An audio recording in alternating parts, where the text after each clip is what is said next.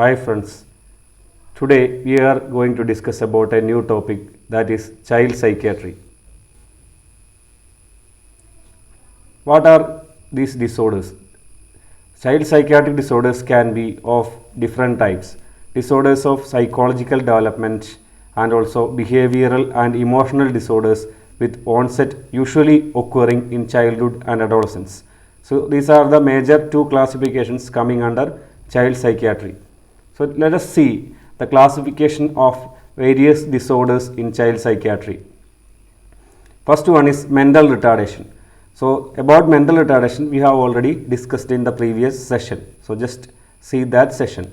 Then next is specific developmental disorders, pervasive developmental disorders, hyperkinetic disorders, conduct disorders, tic disorders, enuresis and encopresis, speech disorders, habit disorders and other disorders. So this is the classification of child psychiatric disorders. Just now in brief. We will discuss one by one. First one is specific developmental disorders. So these are characterized by an inadequate development usually in one specific area of functioning. That's why it is called specific developmental disorders. Only one specific area is affected. So let us discuss which are the specific disorders. First one is specific reading disorder. It is also called as developmental reading disorder or dyslexia. You might be very familiar with this name, dyslexia. The child presents with a serious delay in learning to read. The problems may include omissions, distortions or substitutions of words along with hesitations, reversal of words or simply slow reading. Writing and spelling are also impaired. So this dyslexia is very common disorder found in the school going children. And also you might have seen a movie Tare Zameen Par. It's a peculiar depiction of dyslexia. Next is specific arithmetic disorder. It is also called as a developmental arithmetic disorder or developmental mathematic disorder or dyscalculia. The child presents with arithmetic abilities well below the level expected for the mental age. What are the problems? It include failure to understand simple mathematical concepts, failure to recognize mathematical signs or numerical symbols, and also difficulty in carrying out mathematical manipulations. So these are the problems, and also there is difficulty in learning mathematical tables. So these are the common problems found in a dyscalculia individual, that is specific arithmetic disorder. So next is specific developmental disorder of speech and language. So it is also called as developmental language disorder or developmental communication disorder or dysphasia. There are three main types of dysphasia. It can be one phonological disorder. It's also called as dyslalia.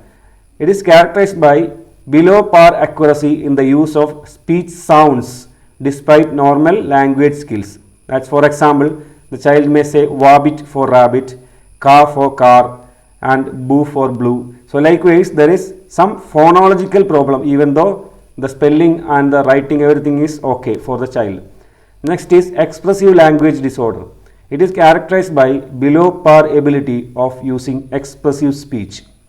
So the child can use expressive speech. He knows things but he cannot express in words. The third one is receptive language disorder. The disorder is characterized by below par understanding of the language. The person cannot understand language. So these are the three types of specific language disorders. Then specific developmental disorder of motor function. It is also called as motor skills disorder. Developmental coordination disorder or clumsy child syndrome. This name is very important. Clumsy child syndrome. It is a motor disorder of developmental disorder of motor function. So it's also called motor dyspraxia.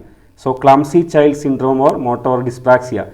It is characterized by poor coordination in daily activities of life. Example, in dressing, walking, feeding, playing, etc. There is an inability to perform fine or gross motor tasks. Next is regarding pervasive developmental disorder. So till now we were discussing about specific developmental disorder, then pervasive developmental disorder is the second part. So, among the pervasive developmental disorder, the most common and most discussed is infantile autism.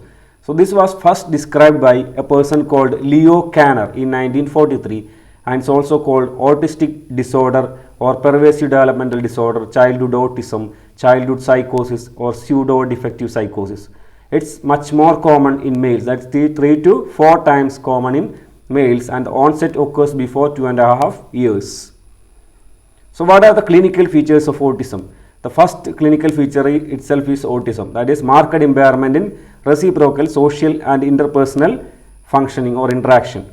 So, it is characterized by absent social smile, lack of eye-to-eye contact, lack of awareness of others' existence or feelings, treats people as furnitures, and lack of attachment to parents or the absence of separation anxiety, and also there is abnormal social play, that is prefers solitary games, and marked impairment in making friends, lack of imitative behavior and absence of fear in the presence of danger.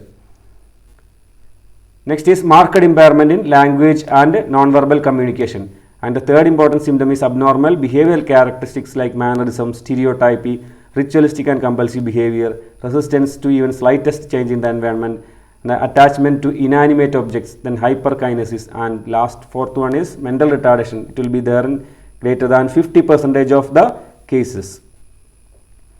Then other features include many children may enjoy music, and this common syndrome, it is called idiot-savant syndrome, that is rote memory or calculating ability or musical ability will be present in an individual even though he has some kind of mental retardation. So, some ability will be in excess of normal will be present, that is idiocy, that is mental retardation, along with some proficiency in memory or calculating ability or music will be present in an individual with autism, that is called idiot-savant syndrome.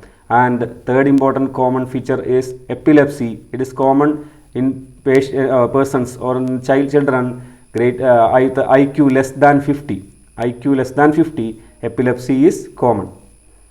Next is regarding the treatment of autism. The treatment consists of 3 modes of intervention often used together. First one is behavior therapy. Under that, development of a regular routine is important. Structured classroom training is important. Then positive reinforcement to teach self-care skills. Then speech therapy or sign language teaching. Then behavioral techniques. Then the second important thing is psychotherapy, that is parental counseling is very important because parents are very much stressed. So, supportive psychotherapy and parental counseling is very important in allaying anxiety and guilt of parents. Then pharmacotherapy at times needed when the child is very aggressive or the child is having seizures. So, in case of seizures we have to give anticonvulsants, and in case of some kind of aggressive activities we will have to administer haloperidol. Then next is attention deficit hyperactivity disorder or attention deficit disorder or hyperkinetic disorder. It's another common entity present in childhood. Then it was first described by Heinrich Hoff in 1854. The other names is minimal brain syndrome, hyperkinetic syndrome, Strauss syndrome, organic drivenness, then minimal brain damage. In here also, in this disorder also, the males are more affected, that is 6 to 8 times more affected, and the onset occurs before the age of 7 years. Then the clinical types of ADHD are with hyperactivity, without hyperactivity, residual type, and with conduct disorder. And among these, the commonest one is attention deficit disorder with hyperactivity, which we are going to discuss here. That is, it's also called hyperkinetic disorder. What are the characteristic features are poor attention span with distractibility, hyperactivity, and impulsivity. These are the triad features of ADHD with hyperactivity, that is poor attention span, distractibility, and hyperactivity and impulsivity. Inattention, hyperactivity, impulsivity. These are the 3 important or triads coming under hyperactivity disorder. Then the etiology, the exact cause is not known. Many factors such as minimal brain damage, maturational lag, genetics, neurotransmitters, norepinephrine and dopamine are the neurotransmitters involved in this. All these are postulated, but the exact cause is not known till yet. And the course is regarding the ADHD is a large majority of individuals, that's about 80% of the patients, improve on their own by the time of puberty, and only 15 to 20% may have persistent symptoms. Then regarding the treatment, we give stimulant medication, that is dextroamphetamine or dexamphetamine, or we can also give methylphenidate. The dose and all, it is not required, just if you want you can remember. And the action is, it acts on the reticular activating system, causing stimulation of the inhibitory impulses on the cerebral cortex, thus decreasing hyperactivity and distractibility. So many people will have doubt that why stimulant medication is given already hyperactive individual. It is because the stimulation is on the inhibitory influences or inhibitory impulses on the reticular activating system, which is there for the alertness of the individual. Reticular activating system is responsible for the alertness of the individual. So in order to decrease the alertness, we will stimulate the inhibitory areas of cerebral cortex so that it will reduce the hyperactivity. That is what happening in by giving dextroamphetamines or methylphenidate. So please remember the names of these medications, methylphenidate and dextroamphetamine. So other medications, when the stimulant medications are not available, we can give clonidine, tricyclic antidepressants like imipramine, bupropion, venlafaxine, chlorpromazine, thioridazine, lithium carbonate, etc. Then atomoxetine, a norepinephrine reuptake inhibitor, may be an alternative for children who do not respond to stimulants. And atomoxetine can be the drug of choice for adult ADD, that is adult hyperactive disorder. We can give atomoxetine as the drug of choice. Then barbiturates are contraindicated in attention deficit disorder as they increase hyperactivity. So barbiturates cannot be given, or it is contraindicated. Very important, keep in mind, it is contraindicated. Atomoxetine is the drug of choice in adult ADD, and also when stimulant medication is not available, we can give atomoxetine for children who do not respond to the stimulants. So that is regarding the drugs. Then other treatment possible are behavior modification, counseling and supportive psychotherapy. The next is conduct disorder. Conduct disorder is characterized by persistent and significant pattern of conduct in which the basic rights of others are violated or rules of the society are not followed. The onset occurs much before 18 years of age and usually before puberty. The disorder is much more common, that is 5 to 10 times common in males.